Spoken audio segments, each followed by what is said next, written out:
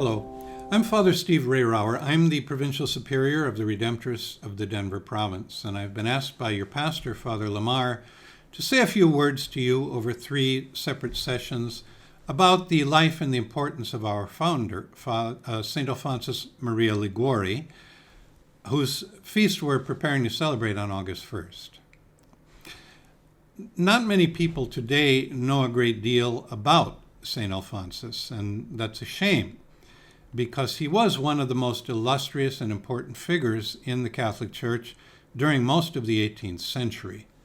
Most of us today know him primarily through his spiritual writings. He wrote more than 100 works on prayer and spiritual practice and the proper relationship of love of God and holiness, many of which are still in publication and widely read today. Books like The Glories of Mary, The Practice of the Love of Jesus Christ, Prayer and the Great Means of Salvation.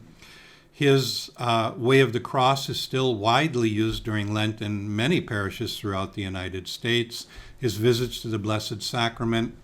And during the recent pandemic, a renewal of his practice of going to spiritual communion when you can't physically go to church was basically reborn and began to be used on a wide scale again throughout the whole world. But we know him that way primarily through his writings, but a lot of us have forgotten, or we don't know a great deal about the events of his personal life which equipped him or enabled him to write such beautiful material. And that's a shame, because many of the ideas that we have and that we take for granted today theologically in the Church owe their origin or their development to Alphonsus. He became a doctor of the Church. He is one of the very few people in the history of the Church to be given the title Doctor of Prayer. He's a pivotal figure, a real changing milestone in the development of the Church's approach to moral theology as it's developed in the Catholic tradition. And among many other things, we can't underestimate how many people he led to God in his own life and how many people he continues to lead to God through the order, the Congregation of the Most Holy Redeemer, that he founded, that continues to carry on the work that he began. So in this first session, I'd just like to talk to you a little bit about the early life of Alphonsus to help us understand who he was up to the moment of his conversion. And we call it a conversion not because he didn't used to be a Christian and then he became one, but rather his whole life experienced a major transformation. Conversion in the sense of turning your life around 180 degrees in a completely different direction, which set him on a completely different life path, a path toward God and bringing God to other people. Now, to preface this, one of the most important things to understand about Alphonsus is, at the time he was living, there was great debate whether or not holiness of life was only for a chosen few or was for everyone. Whether God wanted everyone to be saved or whether there were only a few who were going to be saved, those who could live a life of moral purity, those who would keep all of the commandments and the rules perfectly. Whether those who couldn't, what happened to them, that was another question. Alphonsus disagreed radically with that. And he disagreed radically with that because of his life experience and in great part because of his conversion. He believed that God wanted everyone to be saved. He believed that every human being is called to a life of holiness, and that if a person is not becoming holy, it is the failure of the Church itself, whose job it is to teach people how to become holy. And so after his conversion, he will dedicate his life precisely to that. And we'll see how that unfolds over the next 2 sessions. Okay? Alphonsus was born on September 27th, 1696. His complete and total name was Alfonso Maria Antonio Giovanni Francesco Cosimo Damiano Michelangelo Gasparo de Liguori.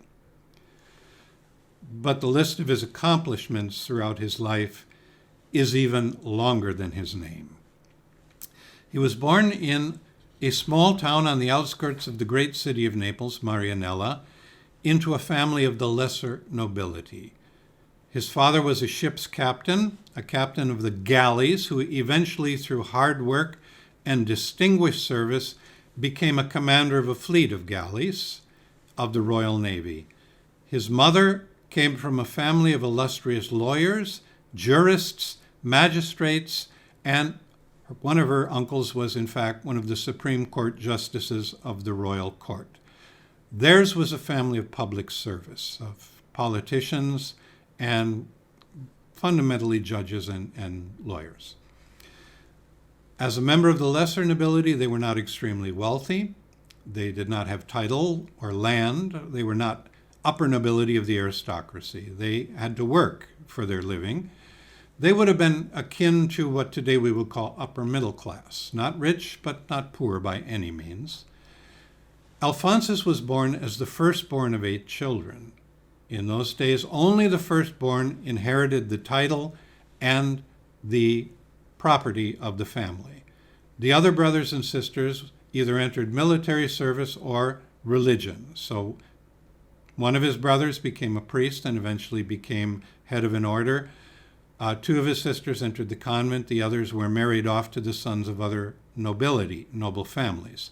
But Alphonsus's job, from the moment of his birth and the expectation of his father and mother for him from the moment of his birth, as the titled inheritor of everything, his responsibility, because with wealth comes responsibility, was to increase the wealth of the family and to bring greater honor to the name of Liguori. So from the time of his birth, they prepared him, they channeled him in this direction. For the first 7 years of his life, he enjoyed a life of the nobility. However, his mother tutored him personally in the truths of the faith. She taught him to pray. His father was gone a great deal, but his father's job as a commander of the galleys was to accompany ships along the southern coast, either passenger ships, mercantile ships, or diplomatic ships, to protect them from bands of pirates who would regularly attack ships, capture people, passengers on them, and hold them for ransom. So his father then would defend the ships when they were attacked. He would do battle with the pirates. He would hunt out the pirates and release the people that they had captured and bring them back to their families. And then he would bring the pirates back for judgment. And many of those pirates wound up destined as galley slaves on his galleys, or they were sold as public servants or as slaves or private servants to the families of the wealthy. So Alphonsus grew up with some of these people actually as his servants, because his father, through his military connections, was able to get them at a cheaper rate than the other noble families. But he enjoyed that kind of a life with servants. And as he reached the age of 7, his family began to provide for him private tutors of the finest quality. They did not want him studying in the public schools for fear he would be exposed to the bad example of less than worthy peers. So his mother especially ensured that he was tutored by the brightest minds of the time, the great Jesuits and the Dominicans and the Vincentians. At the same time, she enrolled him in the confraternity of young nobles under the direction of the Vincentian fathers. So he was being exposed to the greatest ideas of the time, and this was the beginning of the Age of Reason, the beginning of the Enlightenment. And he was exposed to some of the greatest new ideas as well as the greatest classical ideas. He was taught to become fluent in Latin and Greek at a very, very young age. And he also had a very keen, brilliant intellect that enabled him to do so. And he also learned the languages of diplomacy, Italian, French, German, and he learned to read at least some English. And this opened the doorway to him not only to read the classics like Aristotle and Plato and St. Augustine and St. Vincent de Paul and St. Thomas Aquinas and St. Bonaventure and all of the other great spiritual and philosophical writers of the ancient world, he was also exposed to and reading the greatest new thinkers of the time, this time of revolutionary new ideas, when the new science was coming into existence, when science and skeptical reasoning was calling into question the old ideas. So he became a very, very great admirer of René Descartes. He was reading Isaac Newton, Rousseau, and Locke. It was a time of not only revolutionary new ideas, but social revolution. The new concept of democracy was in development. Revolutions were breaking out all over Europe as a result of these new ideas. The nature of commerce was changing. The reality of money was taking on a completely different existence and purpose. And all of these radical changes were causing tremendous upheaval and turmoil as Alphonsus was growing up. So he was being properly equipped to help the church later respond to many of the controversies that this will give rise to in both theology and in actual lived practice of the faith. So he was reading all of these, and he was also learning to become a bridge between the old and the new. He was at the level of reading the philosophy from the time he was 7 until 12. He was learning how to take from the old storehouse those things which are precious and beautiful and still useful for today's world. But he was also taking the new wine and creating new wineskins of thought to pour it into in a way which enabled the new ideas not to burst the old wineskins, but so that they could interlock and fit together and both be together of service in a complementary way to helping figure out how to live today. And above all, as a great Cartesian, he kind of says, I'm not going to believe in anything just because somebody said so, even if they're a renowned authority. I'm going to believe in it because it makes sense to me, based upon my life experience, because there's real evidence that it's true. And he develops a way of thinking at this time where you look at every possible aspect of reality. You try to see the entire picture as much as possible. Then you look for concrete evidence in your own lived experience about how to make sense of this and figure out what to do with it. And this is the skeptical reasoning of the new scientific approach that Alphonsus will make his own as he studies science and philosophy. But he also is tutored in art, in literature, in poetry, in music, which he falls in love with, and in artistic drawing and painting. So in addition to becoming a great thinker, Alphonsus is also going to become a great artist and a great musician and a composer of music and a writer of poetry. And after the time of his conversion, he will place all of these gifts that he's been given at the time of his childhood at the service of not becoming rich and famous and powerful, but at the service of leading people to God and helping them to know the love of Jesus Christ for them. At the age of 12, he finishes his philosophical and artistic instruction, and he's a true Renaissance man already by this time. At the same time, he has been under the direction of the Vincentians, not only learning the truths of the faith by gathering together with the other sons of the nobility on Sunday from dawn to dusk to pray and to study catechism and the truths of the Catholic faith.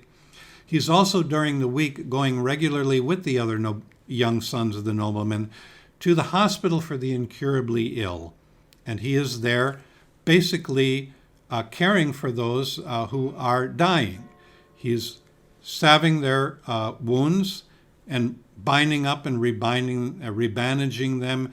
He is calming the fevered brows with cold compresses. But above all, he is praying with the dying. He is reading to them from the great spiritual master's words of consolation and hope. He was sharing with them the scriptures, and he's talking to them about how heaven awaits them no matter what they have done if they just give their life over and accept the forgiveness that comes in Jesus Christ. So he's doing pastoral ministry already as a child. And so he's combining the two. the great understanding that's necessary, along with the fundamental need to be of service and help to other people. And he's doing it in a very, very disciplined way, in a way that is preparing him for the track that his parents set him on. At the age of 12, he enters law school, university, and he studies law for 4 years. And he studies law exactly the same way that he studied philosophy.